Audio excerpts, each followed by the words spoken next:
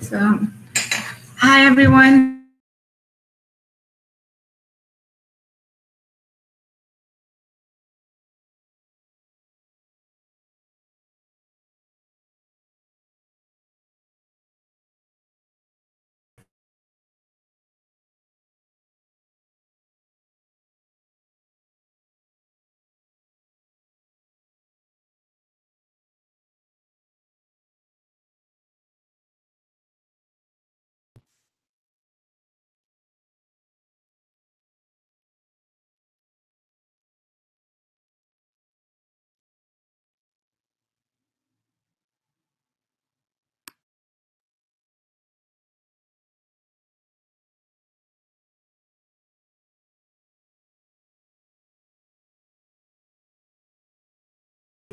And let's see, something good that happened this week was this weekend I went to the mountains and went hiking. It was really great. And something bad, I also had a lot of midterms and that kind of stuff this week. So. What are you doing over fall break? Oh, yes. I am just going to go back to my house in Chapel Hill and hang out with my family. Nice. Hi, I'm Alexa Laverne. I'm a sophomore. What are you doing? Good and bad of last week and what you're doing over fall break. Yeah, a lot of midterms, a lot of studying. Did well on some of those midterms. Nice. And then for fall break, I'm going to do with my dance group soccer. I'm Jordan, a sophomore. Getting better this week. It took me like 2 hours to figure out how to request something from the Rubenstein library, but I did end up requesting it. So good for it. And fall break and going home. Where is home for you? Long Island. Nice. I'm Abby, a senior. English name, career, and then political worker. So I am probably going to do Fort. And say I'm saying I just want like one day where I can fly and the rest of the day all work.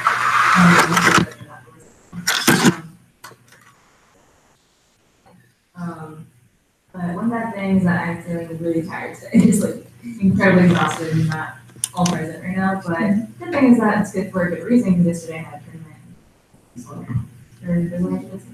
Wow. Nice. Congratulations. Definitely worth being exhausted today. I'm Duffy, I'm also a sophomore.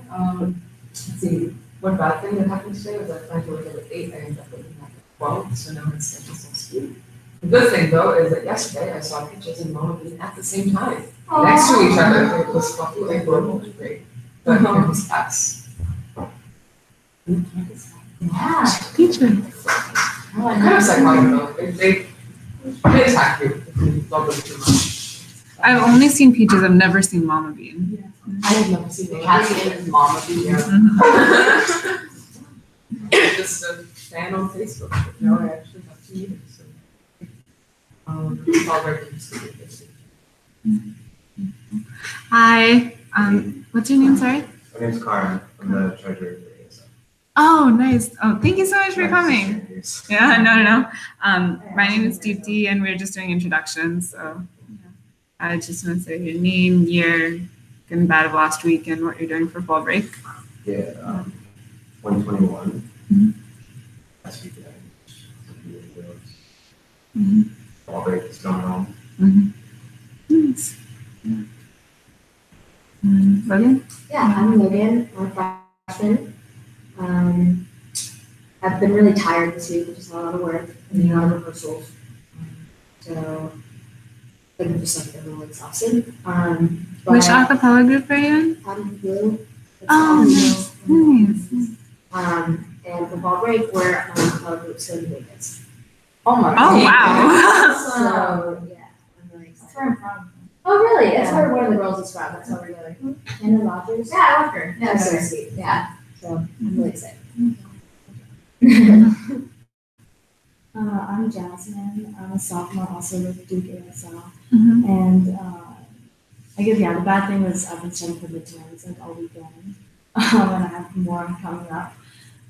The good thing was last night, instead of studying, I went to my cousin's engagement party, and that was really fun. Yeah, and then fall break, I'm going back home to Charlotte. Oh, nice. Hey guys, I'm Bailey. I'm the founder of DKSL. The bad thing is that I've been kind of sick the last week, but the good thing is that I got to see some friends that I haven't in a while. For fall break, I'm going to a wedding. Oh, that's exciting. I'm going to a wedding. Yes. That is great. And then I think we also have Marianne. Do you want to introduce yourself? I think your microphone is off. Got it. Okay, sorry, thanks. It's really great to hear so many voices. It sounds like you have a really full room.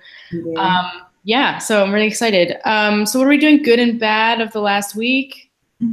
Okay, so I guess the bad thing was that I was just really busy and I didn't have a lot of time for the usual things that I do because I was conferencing my students, which was also really great. I got to hear about the papers that they're writing. So it's kind of like a bad and a good. It takes a lot of time, but I'm also pleased with their progress.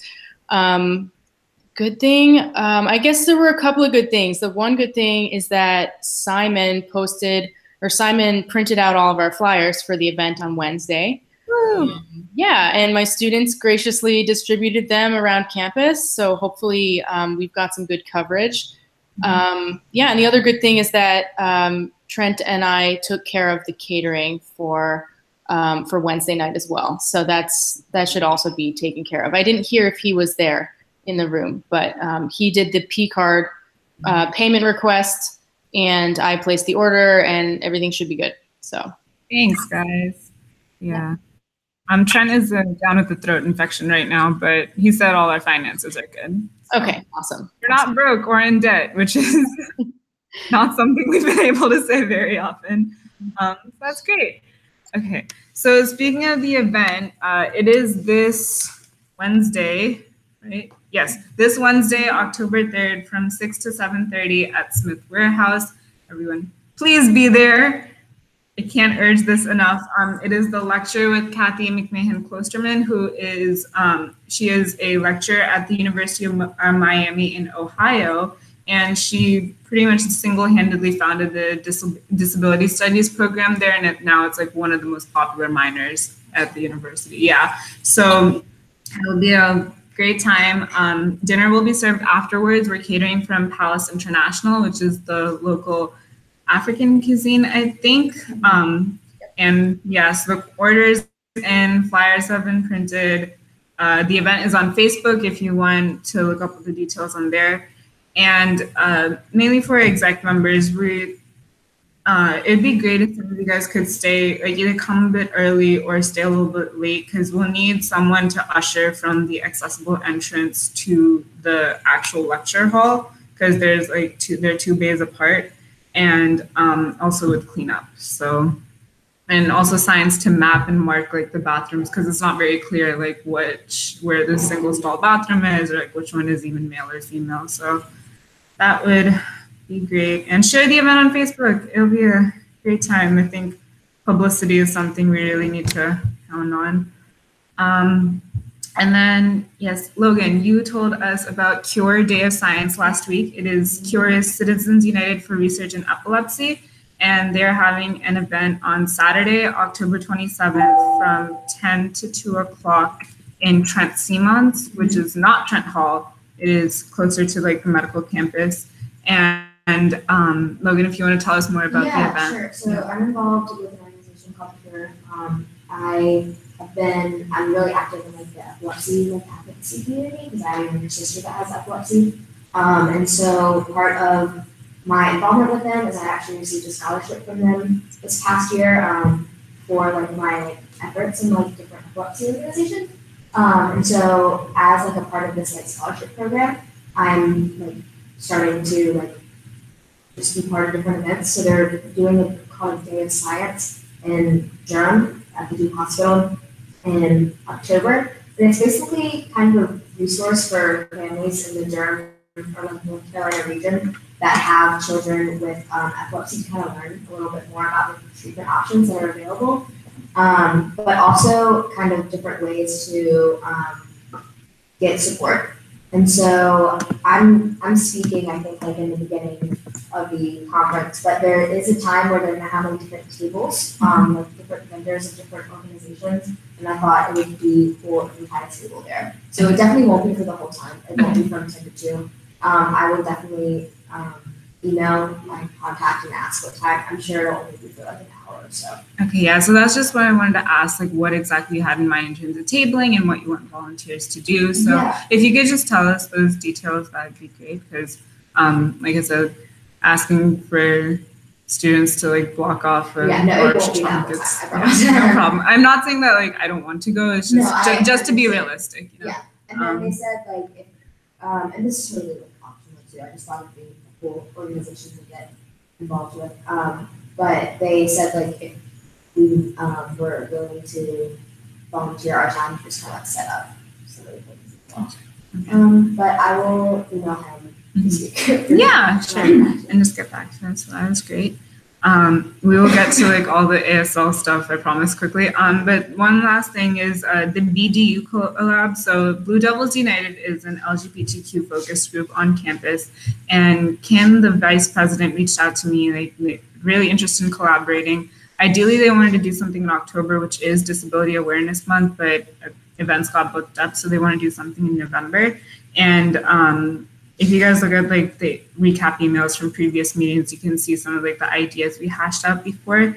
The thing is that BDU has work meetings from 1 to 3 on Sundays. So obviously it's not, none of us would do it right now, but would it be possible for like Maddie or any exec member to go there after this meeting? Like I know I or Alexa can't because we have meetings right afterwards, but ideally we would go today and talk things out with them, because next week is fall break and the weekend after is like they're doing other things like social and stuff.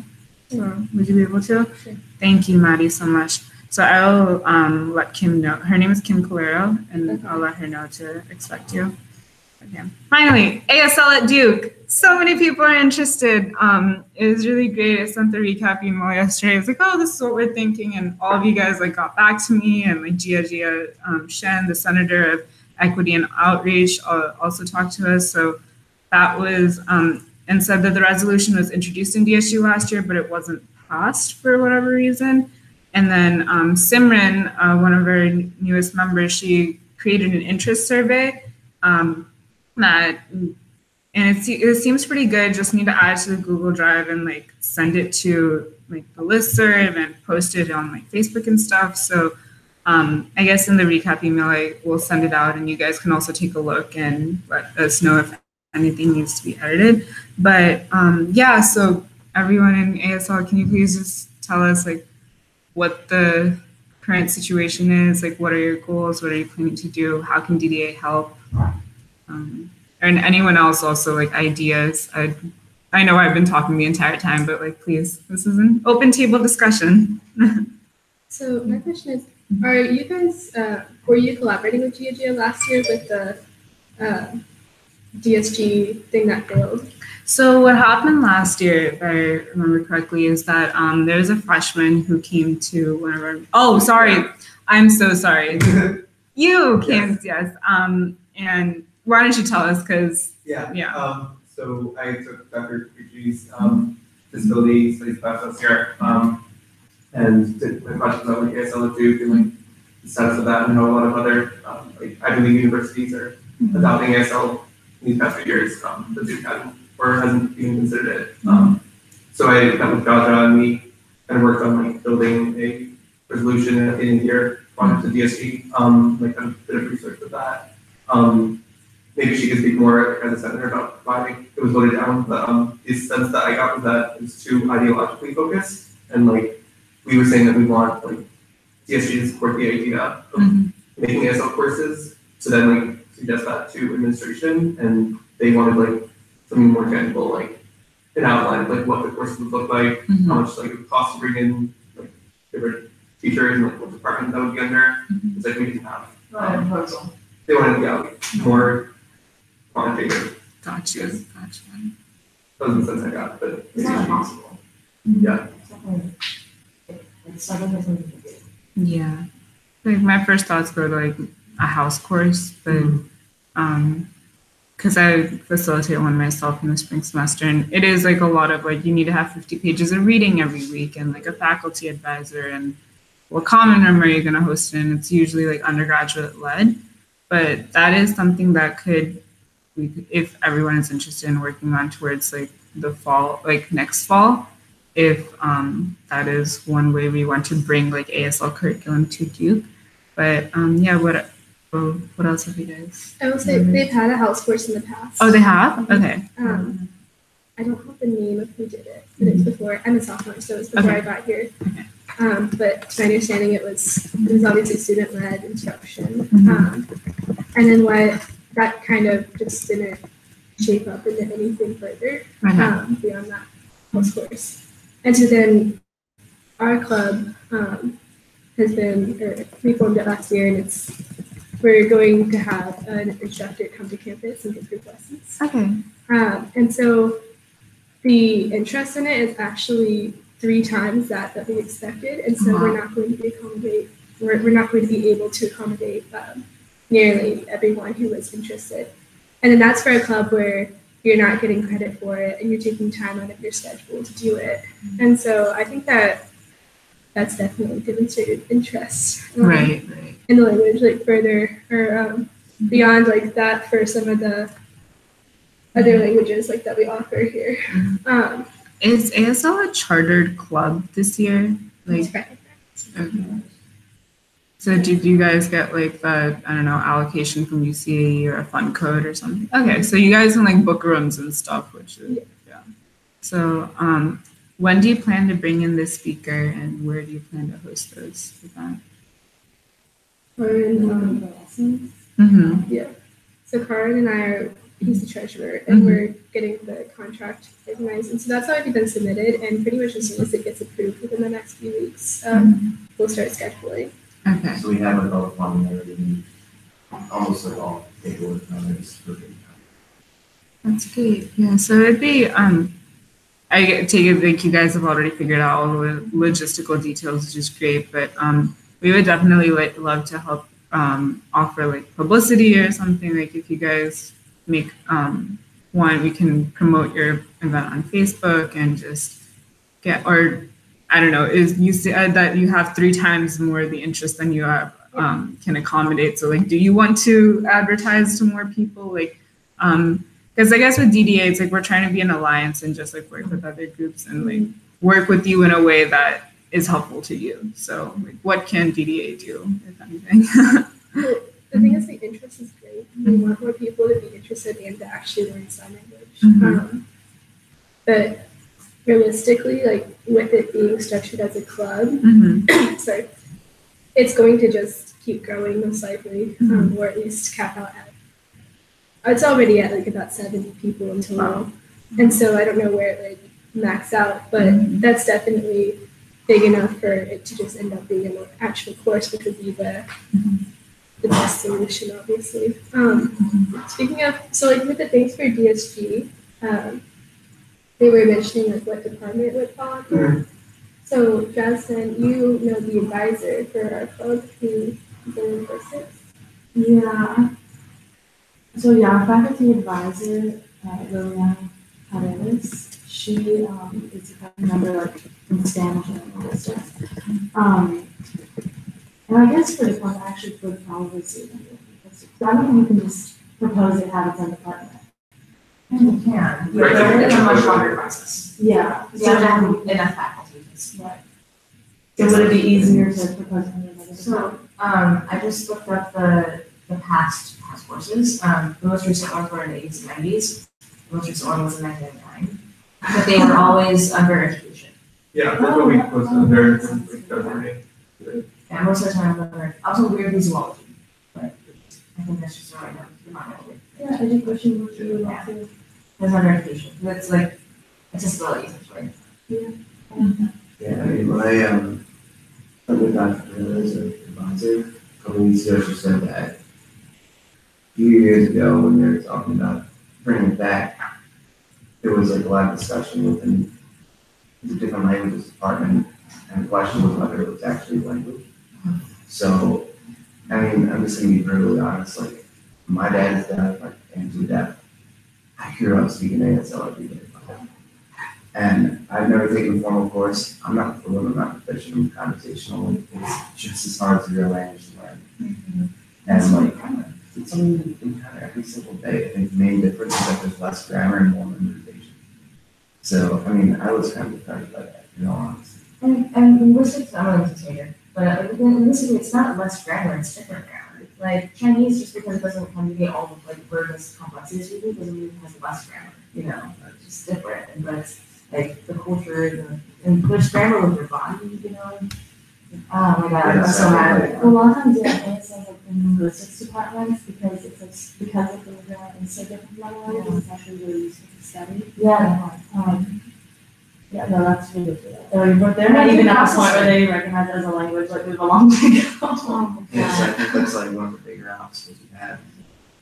It's not so much like getting the logistics going, and kind of like changing people's perceptions of it. So- So which is something I guess DBA could. Yeah. When I spoke to like different administrators last year for email, trying to put together this resolution, they said that they like recognize ASL as language, that they would accept ASL like transfer credit to fulfill your language. But part of the problem with that is that the nearest school that offers it is UNC Greensboro. It's like an hour away. You can only do 2 transfer credits during your time too from like other universities, so you couldn't even get the 3 credits to fulfill like your 3 language requirements. It doesn't work. Yeah, so they got. You said that other Ivy League schools were beginning to Yeah. recognize it and post it as a language. Yeah, like UPenn has a whole ASL studies department. I think Brown offers it in like as a language. I think Harvard just opened it up as like new language that they're offering. So it's like in the past few years, really big. I think they should utilize that and sort of put pressure on you to keep up with its peers and not fall behind them. But then also, Addie, I think that you mentioned it being an accessibility issue in terms of like the reason we don't have more people at Duke. Yeah. Right. Like it's funny. It's like I remember one time you guys asked like if I could bring some of my hard trainer friends at Duke here. Like, okay, well I know maybe 3 people who are hard training, but I know no people who are that. And I would know some like if they were here I would find them, you know. But there is no way from the front of people who from my friends who are hard hearing, they expressed to me that there is no way to exist at Duke without being able to hear. There's just no way. You have to have a translator with you at all times. Literally from like sun up to sundown. And everywhere you go for you to be able to just exist at Duke. So they need all of my friends who are hearing have hearing aids, and if they ever don't have them, they just can't go to class. They can't go out, they can't get food, you know. So it's huge exposure. So we have pressure from other Ivy Leagues, it being an accessibility issue, and then that stems into it being a diversity issue too. Also, it's just that it makes the students here like more marketable in the real world. Like able to get their work. It's practical. Yeah, it's beginning to be recognized as a real language. There's obviously a lot of demonstrated interest on campus for it. I think even just through ASL, but also that interest survey that It hasn't distributed, but I guess if I'm understanding correctly, like the interest is already there. But so I feel like if anything, to put pressure on administration, instead of survey results, like an attendance sheet for like an actual lesson would be more demonstrative of like interest. So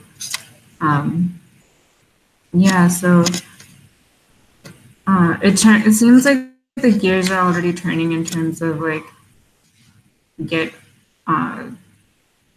teaching ASL at Duke like through the club and the instructors, and now it's more of a matter of or eventually it's more of a matter of changing administration's perceptions. And would the best way to go about that would be to like come up with a more tangible resolution in DSG and reach administration through that? Given your experience last year, like what do you think is the best way to go about this? I mean, that's why I had like gone your opinions and also like the senator's opinions. Some other senators reached out to me after that so that they would want to collaborate. I'm not sure if you guys think that going through DSG is the best way or just sending like stuff directly to administration. Like, we don't necessarily need DSG's. I feel like DSG would be a good like padding to have. Like if we have DSG support, then I feel like administration is more likely to listen. Deepti, can I jump in? Yeah, sure. Okay, so make sure that we're writing down all of the details about the event that you mentioned and the names of the students that are involved in pushing this effort forward, because I want to follow up on all of this stuff. And I just want to clarify, the faculty advisor of ASL Club is Liliana Paredes, is it?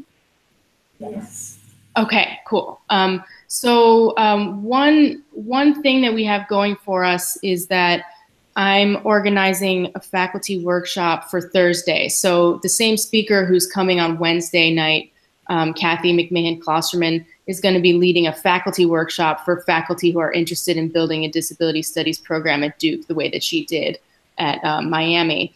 And Liliana Paredes is coming to that workshop, so I hopefully can talk to her about you know, what she thinks about instituting ASL as part of a potential future disability studies certificate. So that's exciting, I think. Another thing I wanted to tell you guys about is that I'm having my students do public scholarship assignments, and I'm assigning that this week. And so my students are going to be working in activism teams with 4 students per team, and they're each going to pick a specific activist goal that DDA has already been discussing. So like we have one team that's going to be dedicated toward getting ASL at Duke, or at least bringing more attention to the interest that exists in this issue. So they're going to probably be contacting y'all, the people from ASL Club who are working on this already, and just interviewing you, getting a sense of like what you've done so far. They can also contribute help with research and like figuring out what universities have ASL versus which ones don't, you know, and like where Duke fits into that, and hopefully figure out a good model for Duke so that you have more of those pragmatic details about like what it would cost, where to house it, how to like make sure that students are getting credit for taking these classes when they exist, you know. So I just wanted to like put that out there, that there's going to be at least a team of 4 freshmen that are going to be interested in helping out with this goal. And I just wanted to kind of give a heads up for that. I don't know yet who they're going to be, because I'm going to have them choose which project they want to work on, but there will be a team of 4. So that's all I have to say. I hope that works. I hope that helps. And I'm just really excited to hear all of the interest that exists in this. Mm-hmm. Yeah. Sounds good. I think that'd be really helpful. And what I was going to say, going through DSG, we also force you to come up with actual proposal, like that's something that we'll have. Yeah, of course. So that kind of put the pressure on us. And in addition to all the other stuff that we've said, I think if we talk to people in linguistics or education and see departments. They're rolling that. That's it. Yeah. Like which departments are willing and eager to kind of take this on and maybe support us with that resolution too for DSG. My wife is a director of art studies for Maybe you can help contact. Yeah. I think that'd be good. I think like we have all the pieces. Yeah, it's a matter of coming together with like DSG, faculty, students. So in terms of like moving forward, like what would be the logical next steps? Like just I guess counting the number of people who show up to the lessons would also be it would be a great start to like, you know, like here, administration, these many people are actually interested and took time out of their day to come. And then working with like Giagia and the other senators to create a more tangible resolution that in turn gets administration's attention and also bring faculty in and just kind of tie it up all together and like offer it with a bow. Like, here you go. So I guess is that like a good summary of the long-term goals? Okay.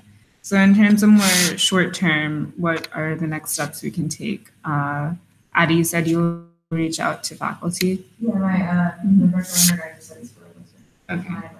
And Marion said that students will also be on like the research for just like what other universities offer ASL. You said the nearest course was in UNC Greensboro. Okay, sorry. And did you say like the credit transfers or? So theoretically, like you accept courses taken out of universities, you can only limit two courses, but you need 3 to fulfill the requirements here. Gotcha. So in theory, it doesn't really work out. Right. I wonder if we have that like 25% cap for the class, which ideally we could have more because we have like 60 people interested. But I wonder if you guys like let us like offer to give them offer for us to get a teaching assistant or something for them. Help for people. Yeah. So right now we're doing our lessons through an actual like language organization in Chapel Hill called Chico. And so they like offer group lessons where they come out to businesses or schools and teach a language in big groups. And so our group right now is capped at 25. Okay. So we're not really sure if that's what you're asking, like how we could please that number somehow. Yeah, well, I'm wondering if we could say like you can offer help with this stuff. Yeah. Because I don't know why they limit what's keeping them at 25. Is it just like they don't want to do it crazy? Well, since it's the organization, like a business, where they charge you per person within the lessons. I thought it was a group rate. Yeah, well, like the groups are capped at around 25 because they think that that's the max size they can handle in classroom and actually teach. So, then within that, like for how many people you expect to come out, like 50 people would cost less than 25 so and then that's also like materials, and the instructor has to get more attention to each person. So Who covers this cost for the people that get in class before? we have funding from FLC right now. And so the problem is that last year, whenever we were starting the club, we were routinely getting like 20, 25 people out. So like, okay, yeah, this is probably like a good number that will come out. So we got funding for our 25 max class, which is also the most that we would do. And then like 35 people came out to our interest meeting, another 15 emailed me saying they couldn't make it, but they really wanted to. 61 people filled out our interest form, and most of them said that they were significantly or extremely committed to attending. Then we have 6 members on exec, and our faculty advisor wants to go. And there were a few other people who reached out to us that didn't go to any of those things too. So that's like we're at 70 people. And so we can try to get more funding and host or have 2 group lessons a week next semester, which I think is the plan because we're not going to have official lessons right on campus. But yeah, it's definitely not a long-term solution. Like it just doesn't make sense to continuously fund an outside person coming in and getting group lessons like 2 or 3 times a week for indefinite time. Sorry, I'm just writing it all down.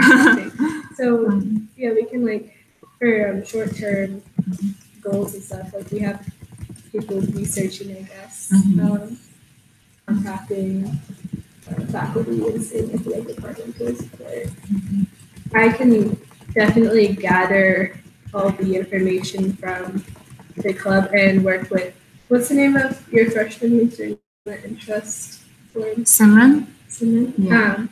So I can probably work with her on distributing that out and like getting all the numbers for how many people say they would want a class and so on in our ASL. I can probably reach out to the senators and see what they think needs to go into a better resolution. See from Java that she thinks didn't work. Thankfully. This is gonna sound really bad, but I'm sorry, guys. What are your names again? I've just been like writing things down, so like one of my head. Sorry. I'm Bailey. Bailey. Okay. Really, Simran for survey and interest gauging. Sorry. Jordan. Okay. Yeah, I am BT. Maddie. Melissa. Addie. Con. Logan. Jasmine. Bailey. And Dr. Q.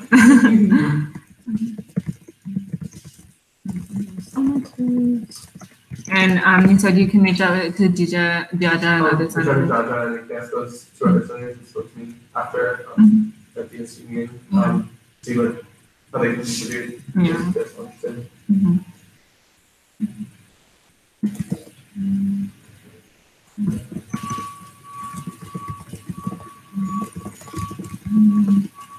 And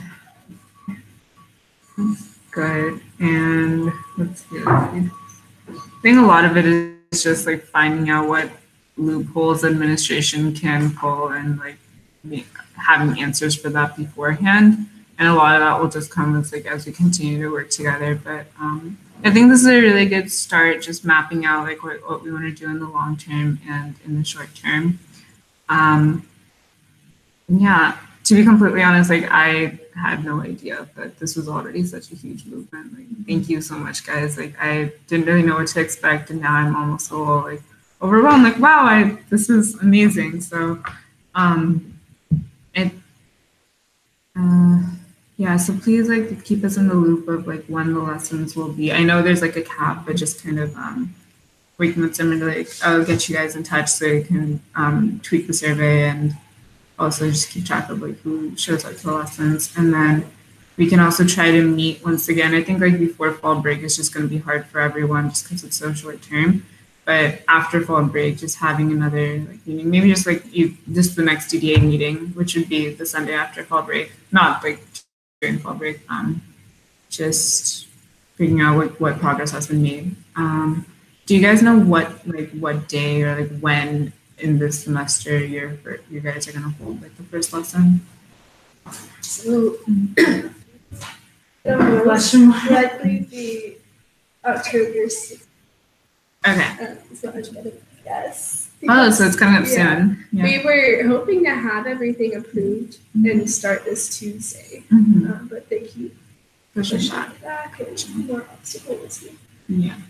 So hopefully, if they approve it in the next few weeks, we can start scheduling for every other Tuesday, starting the 16th.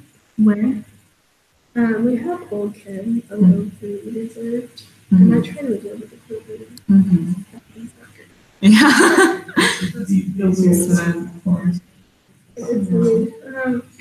Yeah, it'll probably be a few because there was nothing else on West that was available for that time. Yeah, like rooms book up so quickly. Yeah. Can I say one last thing before we move on in the agenda? I just wanted to say that we have an ASL interpreter coming to the event on Wednesday. So if you guys know of people who are hard of hearing or deaf who could benefit from that, I really hope they actually come to the event, because in the past we've hired ASL interpreters for everything, and then there's not that many deaf people at Duke, right? Because of like Addie was saying, it's so hard to be deaf at Duke. So then we ended up hiring an ASL interpreter and nobody was there to use their services. So after a while they were like, can you stop doing this? They were like, can you stop hiring us when nobody needs us? So yeah, if you know people who speak ASL and who benefit from that, please promote our event as heavily as you can. Thanks. You can post like on Facebook. Yes. Just to let you know, like.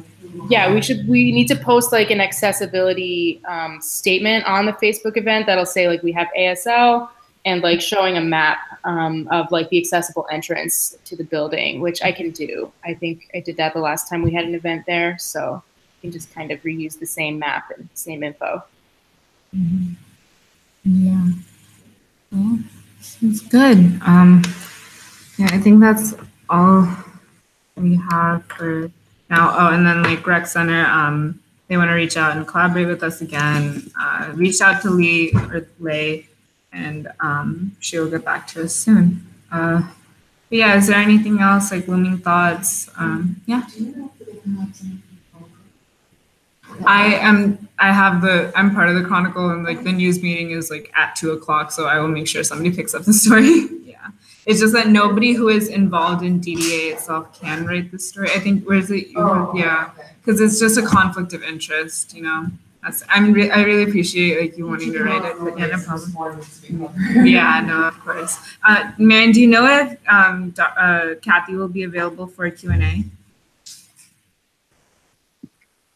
Yes. So I emailed her last week after our meeting, and she said that sounds great. So whoever ends up writing it, I can give her email address, and they can set up a time while she's at probably on Wednesday.